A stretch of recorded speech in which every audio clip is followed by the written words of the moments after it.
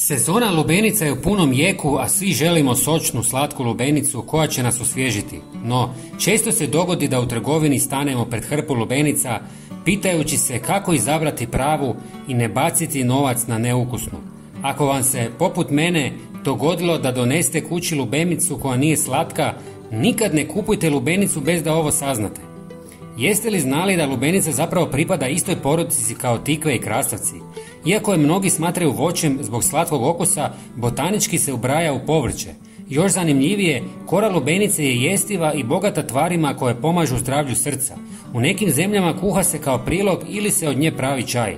Lubenica nije samo osvježavajuća poslastica, nego i prava hranjiva bomba. Ali vratimo se mi na našu glavnu temu. Lubenicu birati nije lako, ali uz nekoliko jednostavnih trikova više nikad nećete donijeti pogrešnu odluku. Prvo, obratite pažnju na koru jer treba biti mat zelene boje. Sjajna kora često znači da je plod još nezreo i da neće biti dovoljno sladak kada ga otvorite. Zatim pogledajte donju mrlju. To je mjesto na kojem je lubenica ležala na zemlji. Ako je ta mrlja tamno žuta ili naranđasta, to je odličan znak da je lubenica prirodno sazrijevala. Bijela ili svjetla mrlja znači da je ubrana prerano i da nije razvila poni okus. Treći znak su žilice ili linije na kori koje treba da budu tamne, ravne i jasno izražene. Takve žilice pokazuju da je lubenica imala dobar protok hranjivih tvari i da je puna slatkoće. Četvrti trik je kucanje.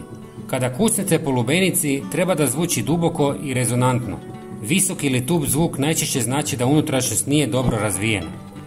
Peti znak je težina. Uzmite dvije lubenice slične veličine i izaberite onu koja je teža. Teža lubenica sadrži više vode i obično je sočnija i slađa. Posljednje, ali ne manje važno, pogledajte pupak koji se nalazi nasuprot stabiljke. Birajte one lubenice koje imaju mali zatvoreni pupak jer one s velikim i otvorenim često imaju slab okus i ubrane su prerano. Kad naučite gledati ovih 6 znakova, više nikad nećete pogriješiti u izboru lubenice. Ako vam je video pomagao, podijelite ga s prijateljima. Hvala vam i pozdrav!